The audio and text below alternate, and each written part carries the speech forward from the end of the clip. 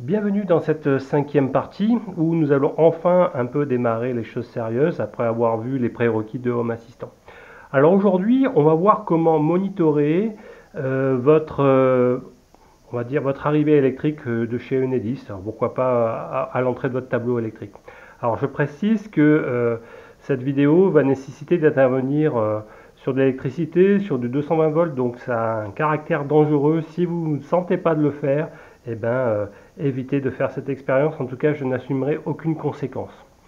Donc d'un point de vue matériel, eh ben, comme l'objet un peu de cette chaîne, elle l'avait annoncé dans la première vidéo, eh ben, on va avoir besoin de modules qui coûtent vraiment peu cher. Et le module qui permet d'aller mesurer le courant, l'intensité électrique ainsi que la tension, et à partir de ces deux éléments, calculer la puissance active, la puissance réactive, j'expliquerai ce que c'est dans un petit moment, eh bien c'est le PESEM 004. Donc vous avez deux versions. Alors les voici. Vous avez la version V2 qui dialogue avec un ESP8266 avec en communication série classique, et vous avez maintenant la nouvelle version, la version V3. Cette fois-ci le protocole est un petit peu différent, ça discute avec le protocole Modbus. Alors la numéro de version est inscrite ici en bas à gauche lorsque vous avez votre connecteur ici 4 pins sur votre gauche. Donc comme vous voyez ici, là j'ai une V2 ici. Alors une façon de les distinguer, sur la V2 vous avez un bouton ici de reset, d'accord, qui permet de remettre à jour à zéro la puissance électrique cumulée. Et vous avez également ici, vous n'avez pas cette série de connexions. Alors il faut savoir que la version V3 dialogue avec un nouveau protocole qui sera malheureusement pas supporté entièrement par les derniers firmware. Actuellement, seulement Tasmota et la dernière release de SP Urna peut parler en fait le Modbus. Il faut savoir que probablement dans quelques temps, je vais refaire cette vidéo, cette fois-ci en essayant d'intégrer ce PESEM avec ESP-Home qui représente clairement l'avenir, notamment pour un assistant, puisque c'est un système qui va aller flasher un firmware personnalisé, qui va établir les connexions sans passer par le message MQTT. Bon, alors, ces genres de capteurs, généralement, sont livrés avec un anneau ou une pince ampérimétrique. Donc vous avez deux types de pinces. Vous avez l'anneau ici, classique, qu'il faudra connecter sur une de ces deux pins ici, d'accord. Je vais vous montrer dans un petit moment. Ou ce que je conseille, c'est plutôt la version avec le crochet libre. Alors notamment lorsque vous allez intervenir sur le tableau électrique, donc sur les grosses sections de tension et d'ampérage, typiquement l'entrée de votre maison est certainement du 10 mm², et je vous déconseille d'aller, on va dire, dévisser le fil de tension, on va dire la phase en 10 mm² de votre tableau, parce que ce sont des fils extrêmement rigides et c'est assez difficile de les remettre dans l'idée de faire passer ce fil à l'intérieur. Donc c'est pour ça que je conseille plutôt la version pince ampérimétrique, puisque vous allez pouvoir clipser autour de votre fil, hein, la phase, le fil bleu, rouge par exemple, d'accord, et ça sera beaucoup plus simple, d'accord. Donc on continue dans associé à ces modules. Alors en ordre de prix, vous pouvez les trouver à partir de 6-7 euros sur AliExpress sans l'anneau, sans la pince ampérimétrique, et avec, ça tourne autour de 10-12 euros sur Banggood ou même sur Amazon Prime, c'est à peine plus cher. Associé à ces capteurs qui dialoguent soit en port série classique ou en Modbus, eh bien vous allez avoir besoin d'un ESP8266. Alors sur le marché, vous en avez au moins deux types. Ça, c'est le Node MCU. Alors, il a énormément de pins, et donc ce qui permet notamment d'avoir plusieurs entrées ground, donc la masse, et plusieurs aussi pins d'alimentation en 3,3 volts. Vous avez également une pin en 5 volts, d'accord? C'est la plus externe en haut à gauche. Vous avez également un modèle plus réduit, plus compact, qui s'appelle le D1 Mini, toujours avec un 8266. Cette fois-ci, avec ce genre de puce qui est plus petite, donc une meilleure intégration, mais par contre, vous n'avez pas plusieurs pins en 3,3. Donc ça va être bien adapté lorsque vous n'avez qu'un seul capteur à brancher, donc pourquoi pas que le PESEM. Mais dans le montage que je vais vous proposer aujourd'hui, je vais associer en plus de la mesure de courant, je vais lui associer également, puisqu'on a des GPIO de libre, eh bien, la mesure de la température et de l'humidité associée dans l'environnement du tableau électrique. Ça peut servir comme détecteur d'alarme. Si la température se met à monter brusquement, eh bien, on pourra lever une alarme sur Home Assistant à partir de la lecture de la température prélevée par ce capteur. Donc, le montage va nécessiter le PESEM. Alors, le V2 ou le V3, je pense que maintenant, on va trouver que la V3.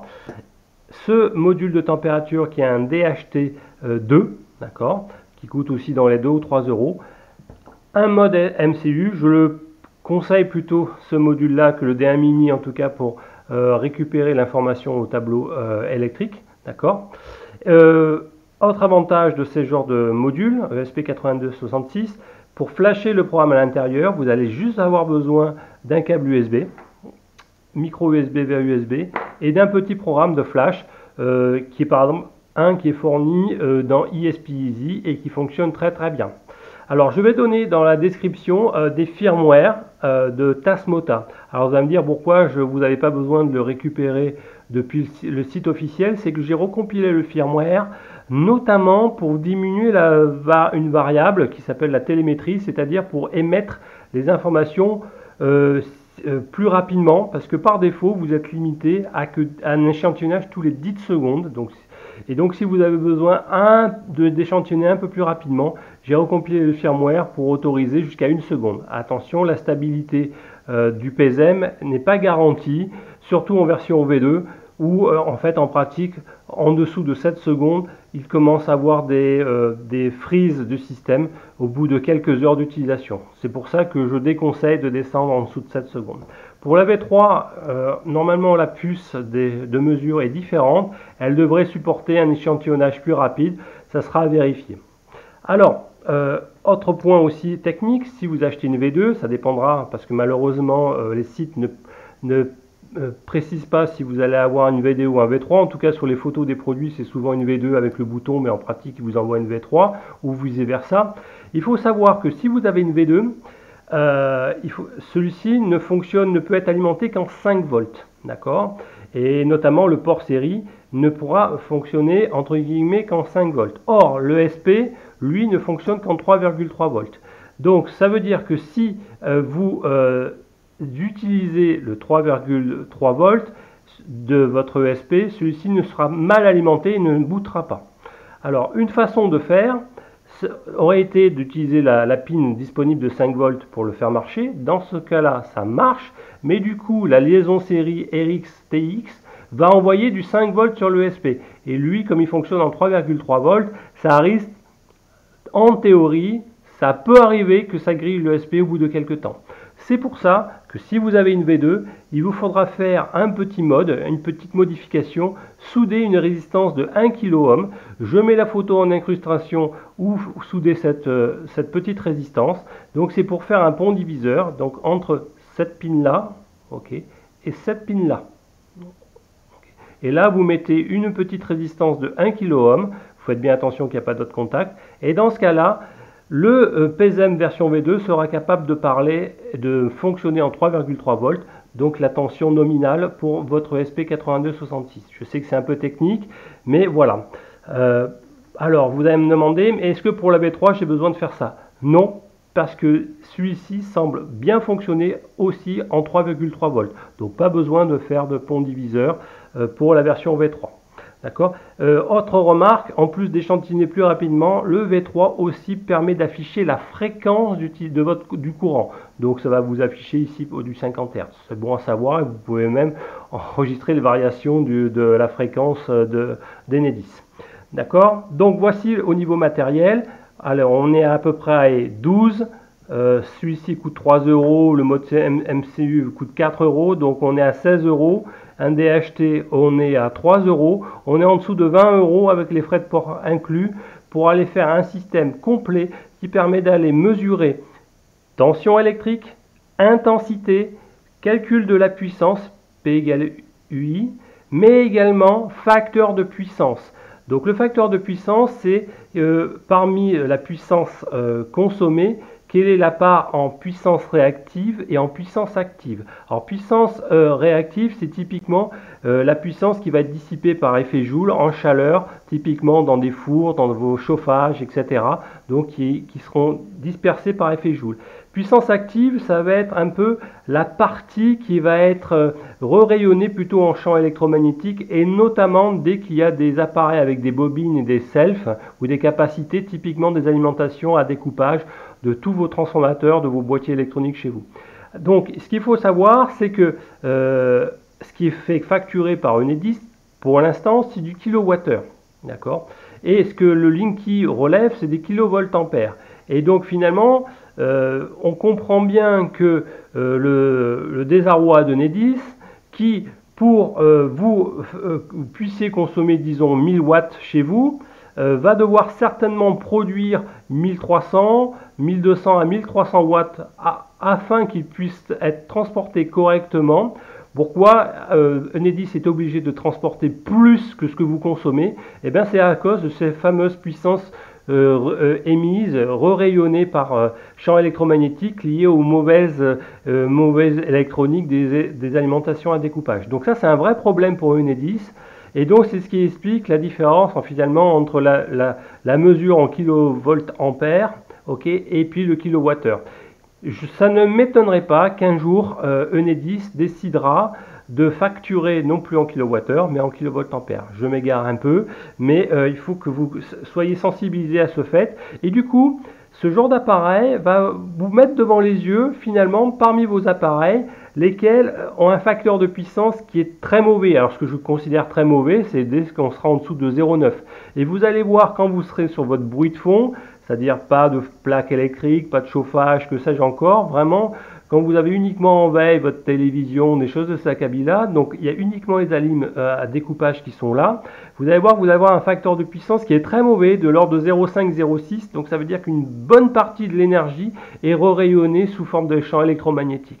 Et donc, ce qui obligera à Enedis, en direct, si vous avez un bruit de fond de 200 watts, eh bien, en fait, de produire 300 watts pour que vous puissiez consommer vos 200 watts chez vous. Voilà, je ferme la parenthèse.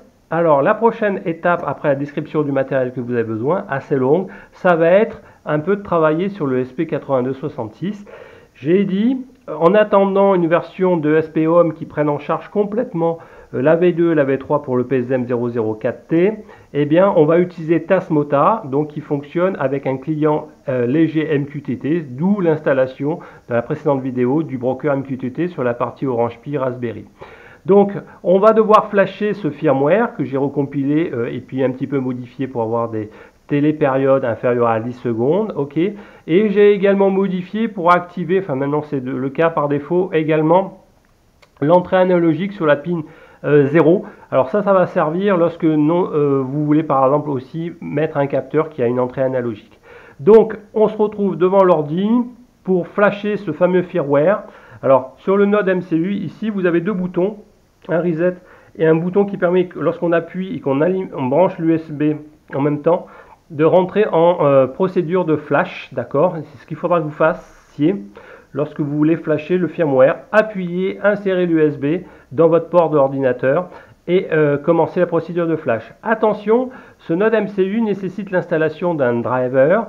C'est un driver du CH341. Généralement, ça sera fourni avec le vendeur du mode MCU. Sinon, dans la description, je mettrai un lien pour aller récupérer votre driver Windows en tout cas. Mais ça nécessitera l'installation de ce driver pour pouvoir flasher ce firmware. Allez, bienvenue cette fois-ci dans la partie software. Donc, comme vous le voyez, j'ai connecté un node MCU sur le micro USB. Et je vais pouvoir brancher sur l'USB. Donc, comme je l'ai dit précédemment, soyez sûr d'aller installer les drivers du contrôleur USB CH341, sinon il ne sera pas reconnu et vous ne pourrez pas flasher. Alors, pour aller chercher l'outil de flash, on aurait pu se dire, allons sur la page de Tasmota. qui est le firmware que nous allons utiliser, le programme que nous allons écrire dessus, en fait, il faudra aller chercher. Il y en a un programme qui est très très simple, qui ne nécessite pas l'installation d'Arduino et etc. Toute l'artillerie lourde pour aller flasher le firmware. C'est chez le concurrent de ESP Easy, un firmware concurrent.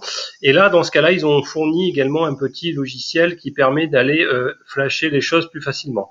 Alors, vous allez sur la page d'ESP Easy, sur le GitHub associé, et vous voyez, vous avez des binaires qui sont déjà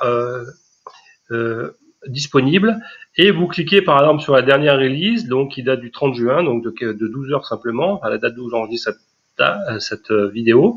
Vous cliquez sur le lien, et là vous enregistrez en général un point zip, d'accord, ici.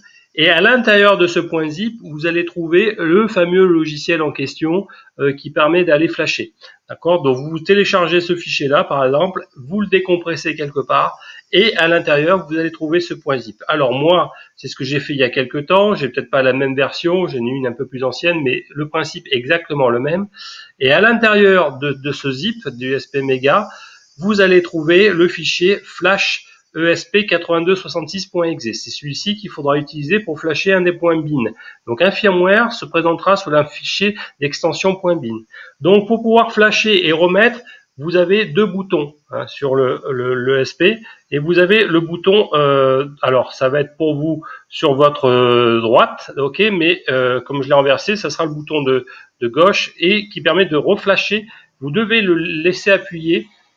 Ok, avant d'insérer l'USB, je le laisse presser, et maintenant je vais insérer la prise USB dans l'ordinateur. Donc une fois que c'est fait, je peux relâcher le bouton de flash, et là ça va pouvoir me permettre d'écrire vraiment profondément le firmware en effaçant éventuellement un ancien firmware préexistant, préalablement écrit. Donc je vais lancer le logiciel flash, ok, et si tout va bien, votre node MCU, vous allez avoir un COM port qui devrait être disponible associé à votre MCU. Si ce n'est pas le cas, ça veut dire que vous avez un problème de driver, vous avez mal installé le CH341, donc utilisez une autre machine, vous faites attention, installez un peu surtout, ou utilisez une machine en virtuel, je ne sais pas si vous êtes sur Mac, que sais-je encore. Donc là, on va sélectionner le fichier, et on va utiliser celui que j'ai recompilé.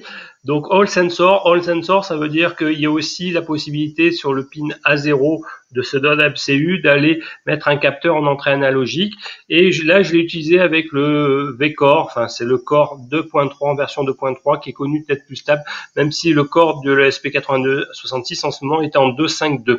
Alors je sélectionne le point bin, d'accord, et j'appuie sur Flash. Rien de très compliqué, et vous voyez que vous avez éventuellement des petites lumières là-haut. Vous voyez la lumière bleue qui flash pendant la procédure, donc tout va bien. Ok, ça dure à peu près 30 secondes, d'accord, cette procédure.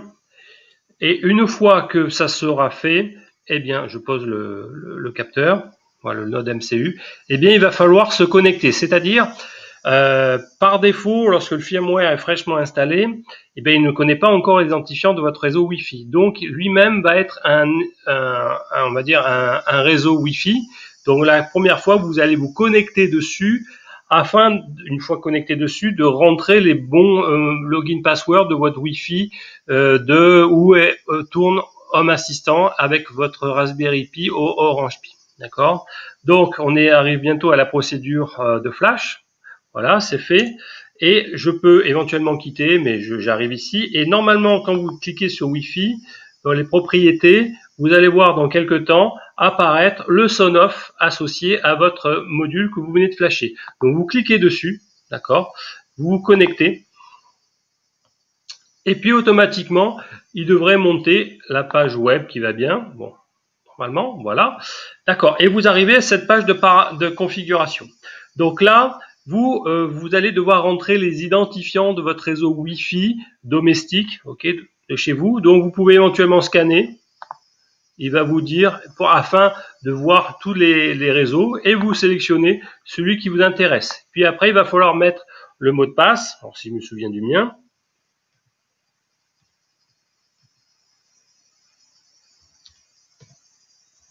Voilà, et vous sauvez. Et normalement, si vous avez bien rentré les choses, eh bien, le module node MCU, après avoir rebooté, va se connecter maintenant lui-même au réseau Wi-Fi domestique.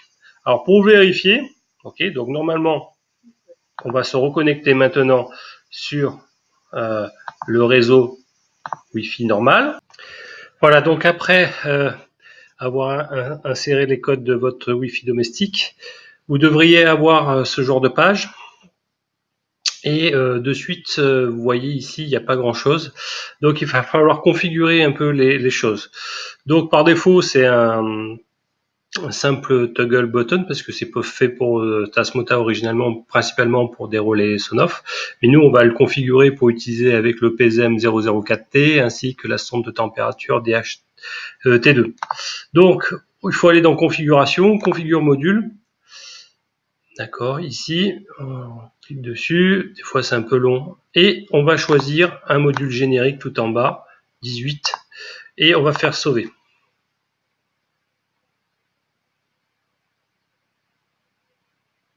Donc normalement le module devrait redémarrer également.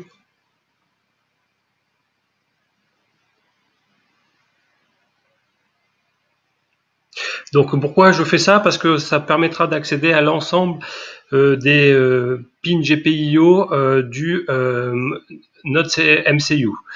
Donc il faut savoir qu'il y a un certain nombre d'entrées-sorties numériques et une analogique. Donc les numériques, on les appelle des GPIO. Donc il n'a pas voulu faire la configuration du module. Si, voilà. Donc je suis en configuration 18. Et donc dans ce cas-là, je vais aller assigner un peu les pins. Donc nous avons le TX RX ici qui vont être désignés respectivement la pin TX du PSM et la pin RX du PSM. Alors, pour la pin TX, il n'y a pas trop d'ambiguïté puisqu'il suffit d'aller chercher PSM tout en bas. Donc il doit être par là. Voilà, le PSM 004X en TX, ici, voilà, 62. Et pour la pin RX, ici, vous avez deux possibilités selon la variante du Node MCU que vous avez. Alors, si vous avez une version V2, vous devez choisir le PSM 04 RX ici. D'accord. Si vous avez une version V3, alors dans ce cas-là, ça sera une version un petit peu différente. Ça sera le PSM 016.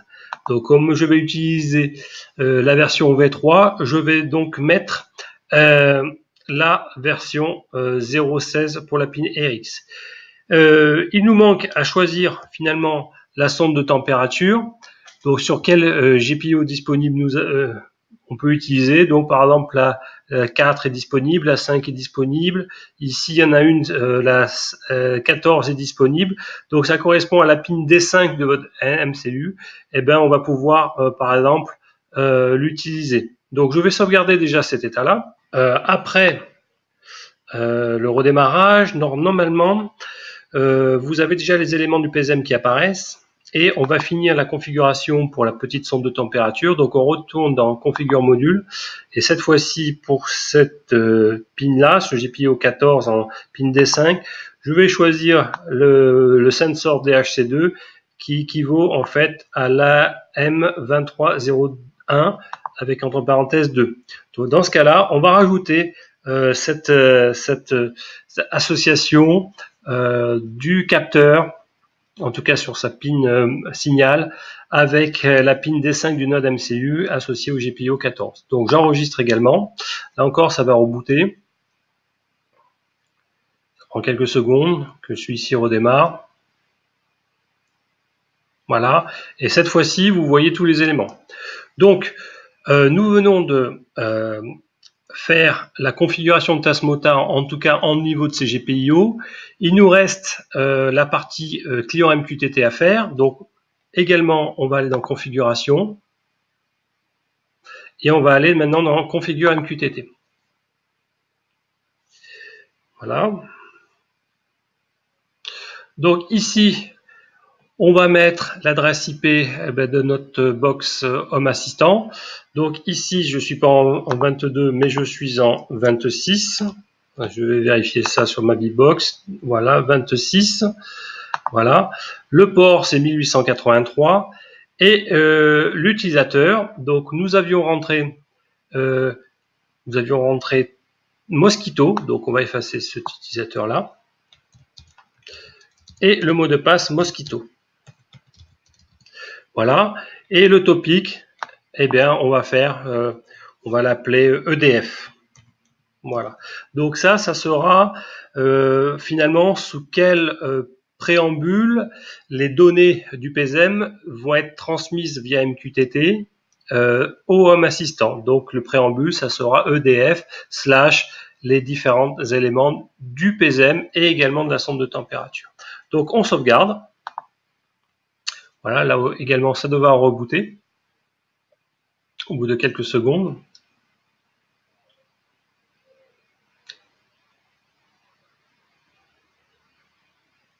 Voilà, et donc nous sommes prêts maintenant à faire les connexions hardware, électroniques, du node MCU avec le PSM et de la sonde de température. Nous voici devant le montage à réaliser. Alors là, nous avons le node MCU et comme vous voyez, j'utilise des fils Dupont. Alors c'est des femelles de à peu près 10 cm. Et j'en ai utilisé également pour souder, me faire un connecteur spécifique où d'un côté j'ai les femelles Dupont, et que j'ai soudé à un connecteur 4 pins JST-XH, ça s'appelle des prises d'équilibrage pour des batteries, des lipos, des choses comme ça. Donc je vous conseille d'acheter les versions en fil siliconé, c'est pas le cas ici parce que c'est beaucoup plus simple à souder et à manipuler. Donc ce connecteur là va permettre d'alimenter le PSM 004T, quelle que soit la V2 ou V3 c'est la même chose, le pin out n'a pas changé. Et ici nous avons le plus 3 volts, la masse et le fil signal qui va servir à la sonde de température. Donc voici la sonde de température. Voilà, donc il faut éviter de tordre un peu les pins. Alors au niveau nomenclature, quand vous avez le module devant vous, vous avez le VCC, c'est-à-dire le 3 volts le plus à gauche. Vous avez le fil signal à ses côtés, donc la deuxième pin en partant de la gauche. Et enfin, vous avez la pin signal, masse, complètement à droite. D'accord? Donc c'est la troisième en partant de la gauche qui est laissée en l'air libre, qui n'est pas utilisée. Vous pouvez le mettre à la masse, ça ne change pas. Sachez que ce capteur de température est aussi vendu avec une mini carte. Donc dans ce cas-là, il n'y a que 3 pins et c'est peut-être plus simple pour l'attacher avec des fils Dupont parce que là, il y a un peu, vous voyez, c'est un peu libre, donc il faudra bien solidariser. Donc comment après attacher le PSM? C'est pas très compliqué, vous voyez, dans la prise d'équilibrage, directement, je connecte. Donc ici, nous avons le 3,3 volts, ce PSM là, du node MCU. Complètement à l'autre extrémité tout en haut, nous avons la masse. Et enfin, au milieu, vous avez le TRX, c'est-à-dire que de mémoire, vous avez la deuxième en partant du bas, qui est le RX du PSM, qui doit aller dans le TX du node MCU. Et donc, le troisième en partant du bas, qui est donc le TX du PSM, doit aller dans le RX du node MCU. Donc, on croise toujours entre les deux appareils la liaison série RX vers TX et TX vers RX. D'accord? Donc ici, maintenant, il nous reste à connecter un peu la partie électrique de puissance. Donc c'est là qu'il va falloir faire très attention. Donc sur les deux pins du haut ici, attention, les borniers ici sont de faible qualité. Donc ne mettez pas un fil trop dur ou du monobrin trop gros. Je conseille maximum du 1,5 mm². C'est juste pour, on va dire, récupérer la tension. Donc les deux pins du haut ici devront être connectés sur une des borniers d'un télérupteur de votre tableau électrique pour récupérer juste la tension électrique, donc pour mesurer les variations autour de 230 volts. Donc je me suis fait un petit montage ici pour vous illustrer un peu les choses. Donc ça doit aller repiquer de votre tableau électrique, d'accord? Donc ici par exemple vous allez mettre le neutre, le deuxième vous allez mettre la phase, d'accord? Donc comme j'ai dit, faites attention aux borniers parce qu'ils peuvent casser facilement. En tout cas, la vis est de mauvaise qualité, donc ne serrez pas trop fort. Voilà, faites-y attention. Donc je resserre l'écosse ici gentiment. Voilà. Idem pour la la phase. Ok, donc voilà. Donc je décide de mettre la phase plutôt au deuxième pin du bas. En fait, il n'y a pas trop d'importance, hein. C'est que vous inversiez les deux, c'est pas bien grave, puisque c'est juste pour mesurer la tension et l'inverse pour vous. Et puis les deux suivants, c'est pour la pince ampérimétrique, d'accord, ou l'anneau. Ici, c'est un anneau. Alors regardez bien le montage. Donc j'ai mon électricité qui arrive ici, qui va repartir dans ma charge par ce fil-là. Je connecte l'anneau dans le fil rouge ou marron, qui est la phase, d'accord. Et donc cet anneau-là va me mesurer par effet du champ électromagnétique l'ampérage. Donc je vais brancher ces deux fils, donc le noir de l'anneau dans le troisième du bas, et le dernier dans le quatrième. Évidemment, j'ai pas trop le choix. Voilà. Alors, une erreur à ne pas commettre, c'est de mettre l'anneau ampérimétrique ou la pince ampérimétrique ici sur les deux fils de dérivation qui permettent de lire la tension. Parce qu'ici, il n'y a quasiment pas de courant qui passe. D'accord? C'est vraiment le courant, celui-là, et à dériver là. D'accord? Donc cet anneau, en fait, il faudra le mettre sur le fil principal de votre tableau électrique, de votre arrivée électrique, juste après votre disjoncteur. Donc si vous avez acheté le modèle avec anneau, vous allez devoir desserrer la cosse principale de votre phase pour pouvoir l'insérer. Sinon, avec la pince, comme je vous ai dit, c'est beaucoup plus simple. Il suffit de déclipser, d'entourer le fil, comme je vais vous montrer après installation dans le tableau, afin de faire cette mesure-là. Bon, donc nous sommes prêts, et ici, il va falloir également, dans votre tableau, alimenter le node MCU, qui lui-même va alimenter le PSM et la sonde de température. Donc bonne nouvelle, le MCU est capable, au travers de ses multiples pins en 3,3 volts, d'aller alimenter les deux autres capteurs.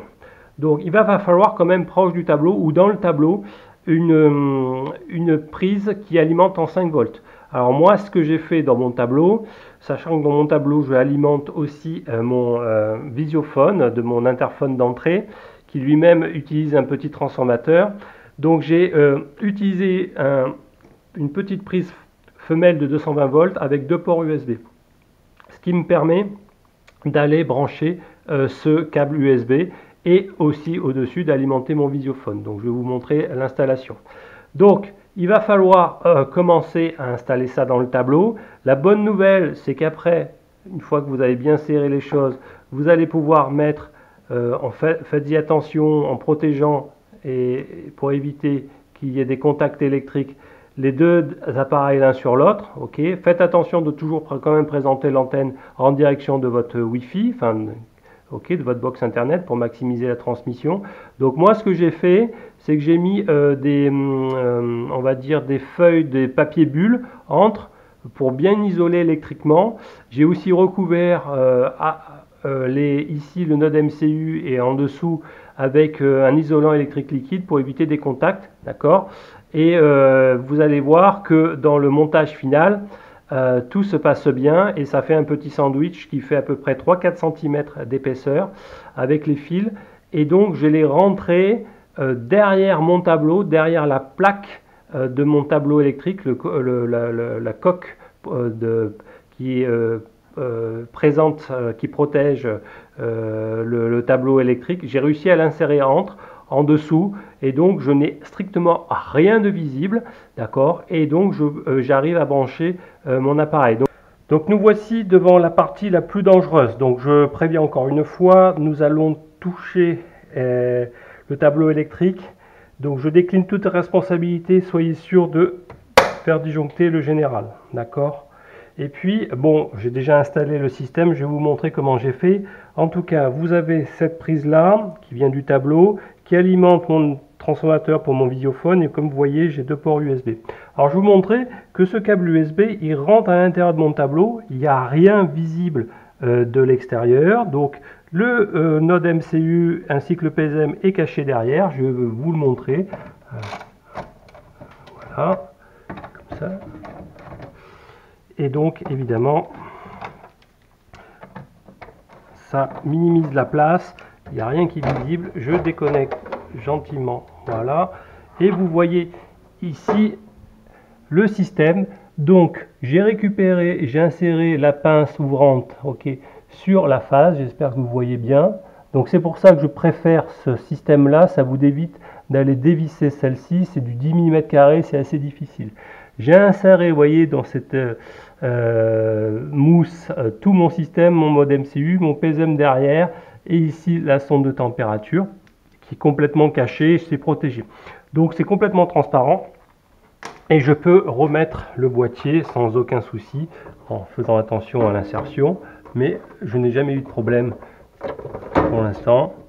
Voilà, et je fais attention, je remets tout le système. Voilà, comme vous voyez, ça se clipse bien. Voilà, et je suis prêt à alimenter le système.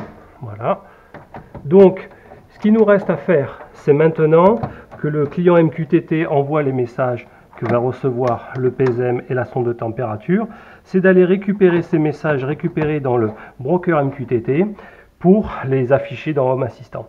Alors, après avoir configuré un peu les GPIO et leur association avec les différents pins de la liaison série et le fil de signal de la sonde de température et d'humidité, et les configurations du client MQTT, on va aller dans la console parce qu'il y a des choses vraiment intéressantes. Et notamment, vous allez recevoir régulièrement par télémétrie, en fait vous allez envoyer régulièrement, vous voyez dans cette trame télé EDF Sensor, toutes les informations. Et notamment, vous voyez que celle-ci est décomposée en arborescence. Donc vous avez la première branche de l'arborescence après sensor qui est time, où vous avez le temps. Analogue, c'est l'entrée analogique. Et puis énergie. Alors énergie, ça va nous intéresser parce que ce sont toutes les informations que va nous envoyer par le port série le PSM 004T. Et à l'intérieur de cette branche énergie, on va trouver toutes les informations de puissance, puissance apparente, puissance réactive, facteur de puissance, tension et courant. Et il existe encore une quatrième branche qui est l'AM2301 associée à la sonde de température. Donc du coup, si vous comprenez bien, toute la trame que l'on reçoit, toute celle-ci là qui est entre accolades, il va falloir rentrer dedans et parser, entre guillemets, c'est-à-dire aller fouiller dedans, extraire la bonne branche, et puis à l'intérieur de cette branche, aller éplucher pour récupérer chacun des attributs qui nous intéressent. Alors, avant de passer dans la partie Home Assistant, ce qui est bien, c'est de pouvoir rafraîchir plus régulièrement l'envoi de la télémétrie. Et pour cela, vous avez une commande qui s'appelle télépériode. Ok, et grâce au firmware que je vous ai donné, vous pouvez choisir une valeur même inférieure à 10. Alors, comme je vous l'ai dit, avec la version V2 du PSM, en dessous de 7, 8, ça devient assez instable au bout de quelques heures, quelques jours. Avec la V3, ça va être une surprise, mais du coup, si vous voulez mettre une télépériode à 8, il suffit de rentrer la valeur 8, et du coup, les rafraîchissements sont toutes les 8 secondes. Ce qui va être également intéressant, ça va être de mettre aussi le time zone. Donc vous avez une commande qui permet de mettre à l'heure française, parce que vous voyez ici, pour moi il est 22h, mais pour le client MQTT il est 21h. Il suffit de faire time zone 2 et ça règle après à l'heure de la France. Donc vous allez voir que le prochain télémétrie sera vers 22h. Ok, comme ça vous n'avez pas de désynchronisation d'une heure. Alors retournons maintenant dans Home Assistant. Et donc si la dernière fois on avait configuré le client MQTT, en tout cas on l'avait installé, on avait créé un utilisateur MQTT avec mot de passe MQTT, mais il y a une toute petite chose encore à faire, c'est qu'il faut créer aussi une personne pour associer les choses.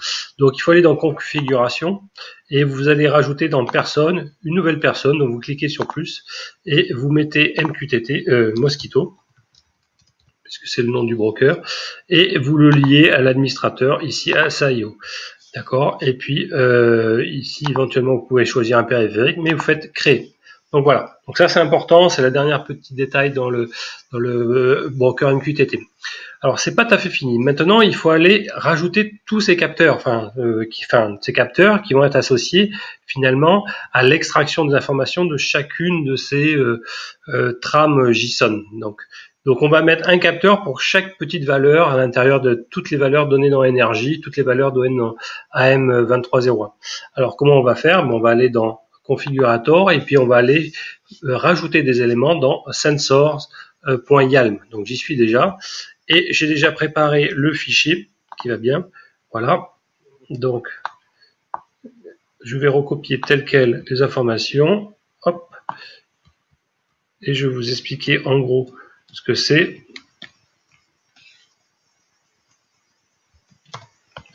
Voilà. Excusez-moi. Voilà. Je copie et je vais jeter dans le sensor. Vous le mettez où vous voulez, par exemple ici. Voilà. Et donc, on va regarder de plus près ce que c'est. Alors, je vais sauvegarder puisque j'en profite. Voilà, j'appuie sur la disquette. Et on va analyser un peu chacune de ces nouvelles commandes. Alors, nous avons une plateforme. Oui, parce que nous rajoutons un nouveau capteur au protocole MQTT. Donc, comme on l'avait déjà défini dans configuration.yam la dernière fois, il sait ce que c'est que cette plateforme. On va l'appeler ENET Distension. Donc, ça va être le friendly name. C'est ce qui va apparaître dans vos listes d'entités. Et le state topic, c'est vraiment super important puisque c'est ce que vous avez ici dans la console de Tasmota. Donc c'est vraiment cette racine du message MQTT. Donc c'est ce qui est noté ici. Et puis en fait, quand on tape ça, on va récupérer toute la trappe JSON, c'est-à-dire de cette accolade, je vais souligner jusqu'à la fin ici. Et donc, il va falloir quand même extraire, aller parcourir une de ces 4 branches. La branche time, la branche analogue, la branche énergie et la branche AM2301. Donc, il faut rentrer dedans. Et c'est pour ça que on va faire ça dans value template. Donc, on voit que il y a double accolade, on a value JSON, donc on va extraire de la trame JSON qui est entre accolades, on va re-rentrer dans la branche, sous-branche énergie, et en particulier dans cette branche, on va aller récupérer l'attribut voltage, la valeur de l'attribut voltage, d'accord? Et puis, on va lui mettre une unité de mesure, c'est des volts, V, ok? Et si au bout de 20 secondes, on n'a pas reçu de nouvelles trame JSON, eh ben, il met cette valeur à 0. Donc voilà, ça c'est intéressant. Par exemple, si vous avez une coupure de courant, eh ben, il va tout vous remettre par défaut les valeurs des capteurs. On va lui associer aussi un icône, donc ça va afficher devant l'entité un éclair. Et puis une fois qu'on a commencé à comprendre, en fait, il n'y a pas des grosses variations pour la deuxième entité où on veut récupérer le courant. Donc toujours la même racine préfixe pour le state topic, okay, TLEDF, et on va aller toujours fouiller dans la branche énergie. Cette fois-ci, c'est l'attribut current pour récupérer le courant, et là, le symbole, c'est l'ampère, etc. Donc, on généralise tout et on va chercher toutes les valeurs. Il y en a un certain nombre. Et à noter que pour la version V3, on a une nouvelle branche, une nouvelle attribut qui est disponible, donc allons la chercher. C'est la fréquence. Alors, je ne l'ai pas mise ici, mais on va le faire en temps réel. Voltage, apparente fréquence, où c'est que c'est est-ce qu'elle y est? Est-ce qu'elle y est? Je la vois pas, mais elle doit y être quelque part. Bon, enfin c'est pas bien grave.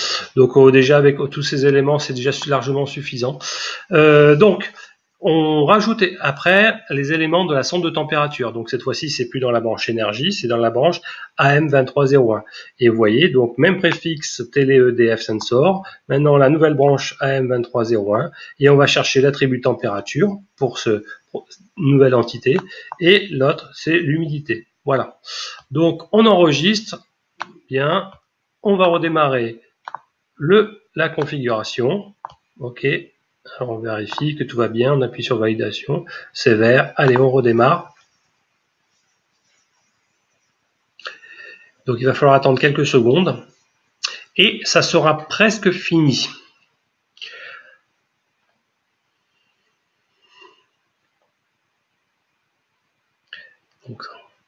Donc pour vérifier que vos entités sont bien configurées, on va aller toujours pareil dans la liste des entités. Alors, il se peut que même avec cette définition de tous les capteurs MQTT dans sensors.yalm, il se peut qu'ils n'apparaissent pas encore. Parce qu'il y a encore éventuellement une petite chose à faire que je vais vous indiquer. Donc, on va quand même vérifier si ça ne marche pas déjà. Voilà. Donc, on va vérifier que si éventuellement dans les états ils y sont. Et là, je ne vois que la personne, donc c'est une nouvelle personne que je définis. Par contre, je ne vois aucune valeur des capteurs de toutes les entités. J'en ai créé à peu près 8 ou 10 à peu près. Donc, ce qu'il faut faire, c'est aller dans Configuration et aller dans intégration. Et là, vous voyez qu'il y a un MQTT configuré, mais en fait, il n'est pas très bien configuré. Donc, on va le supprimer en appuyant sur la poubelle là-bas. OK. Et je vais en rajouter un ici, et je vais choisir MQTT. Voilà. Et là, je vais définir le broker. Je vais le définir à la main, l'adresse du broker, c'est-à-dire ma machine, 26. Et je vais définir le mot de passe du nom d'utilisateur qui a le droit de se connecter. Et je peux éventuellement activer la découverte ou non, enfin ça change pas grand chose. Et je vais soumettre. Voilà, donc il a créé avec succès. Et là maintenant, on va avoir peut-être plus de choses au prochain reboot, d'accord? Donc je vais devoir redémarrer la configuration. Alors, on a fini de rebooter, donc maintenant allons vérifier dans les entités. Et là, qu'est-ce que je vois? Eh bien, je vois finalement tous mes nouveaux capteurs, sensor, avec le friendly name, Enedis ampérage, etc., facteur de puissance. Ils sont tous là. Donc voilà. Donc, j'ai plus qu'à, entre guillemets, les intégrer dans mon tableau de bord. Donc, c'est pas très compliqué. Voilà. Donc, il suffit de rajouter une entité. On va rajouter ça. Donc, on passe en mode édition. Voilà, interface utilisateur. On va rajouter un plus, on va rajouter un tableau d'entité, et puis on va mettre Enedis par exemple. Et est-ce qu'on enlève le show toggle, parce que ça ne sert à rien, parce qu'on n'a pas besoin de désactiver. Et puis on va commencer à rajouter nos entités à la main. Donc voilà, on va rajouter d'abord la puissance, voilà. Et puis le deuxième, on va rajouter allez, le voltage. Tension, pardon. Après l'ampérage, ainsi de suite, vous avez commencé à comprendre. Le facteur de puissance. Voilà. Donc très important pour vérifier si en bruit de fond vous n'avez pas trop de mauvaise alimentation à découpage. La puissance apparente. Voilà. Il doit y avoir la puissance réactive qui est ici. Après, on va rajouter encore un peu. Il y en a encore des informations, vous voyez. Il nous manque la puissance du jour et enfin la puissance de la veille. Voilà, donc pas mal d'informations. Encore une qui est la puissance cumulée, donc intégrée sur tous les jours depuis que le PSM est en route. Voilà, cumulée. Donc je fais enregistrer. Et donc vous voyez, là je viens de rajouter pas mal d'éléments. Donc pour l'instant, c'est à 0 puisque j'ai déconnecté du tableau, mais je vais de suite remettre ça et vous montrer que ça fonctionne parfaitement. Voilà, après que j'ai rebranché au tableau, nous avons toutes les informations. Alors, je vais mettre mon visage par là, que vous voyez bien. Donc, nous avons la puissance instantanée, voilà, 305 watts, la tension électrique, l'ampérage en cours, facteur de puissance, voilà, la puissance apparente, total cumulé et total de la veille. Donc tout fonctionne bien et ce qui est rigolo, c'est qu'on va pouvoir comparer également avec l'information donnée par le Linky. Alors j'aurais pu rajouter d'ailleurs à ce tableau-là, puisque nous l'avons aussi la valeur du Linky. Alors c'est ce que je vais faire dessus. Je vais vous montrer. Alors configurer et je vais le rajouter. Hop, excusez-moi. Je vais éditer cette carte-là, modifier. Et du coup, on va aller regarder, rajouter une nouvelle entité qui est le Linky, qui doit être par là, qui est ici. Voilà, enregistrer, tac. Et donc du coup, on a la valeur donnée par le Linky, enfin par le site de Enedis, 9 kg 469, avec celle que moi j'ai mesurée la veille, c'est-à-dire 9,3. Bon, j'ai à peu près 2% d'écart entre celle de Enedis et celle de mon Linky, sachant que des fois j'ai rebooté mon Orange Pi, donc pendant quelques minutes j'ai pas enregistré les données, donc ça peut aussi expliquer ces 2%, ça peut descendre moins. Mais ça marche particulièrement bien. D'accord? Donc, voici une intégration, à mon avis, très importante, qui permet d'aller vérifier continuellement votre charge. Alors, Là, vous allez me dire, vous avez des valeurs, mais ça serait bien de sortir des graphes associés à ça. Donc, si je clique dessus, vous allez avoir quelques valeurs, quelques graphes, donc sur les 20 dernières heures. Mais d'une manière générale, ça serait bien d'avoir des graphes qui intègrent sur une semaine, un mois, que sais-je encore. Et donc, c'est pour cela que il va falloir exporter ces données dans un couple qui s'appelle InfluxDB et Grafana, ce qui va permettre de faire des super graphes, des super statistiques. Donc, ça sera un peu l'objet de la prochaine vidéo afin d'intégrer un peu ces informations issues du capteur de votre tableau électrique. Bon, j'espère que vous avez apprécié cette nouvelle vidéo. Voilà, on commence à intégrer les choses vers l'autonomie, donc c'est-à-dire d'abord se connaître sa consommation, et grâce à ce PSM 004 T et notre premier ESP8266 avec un autre MCU, eh bien on a les choses. Voilà, je vous dis à bientôt.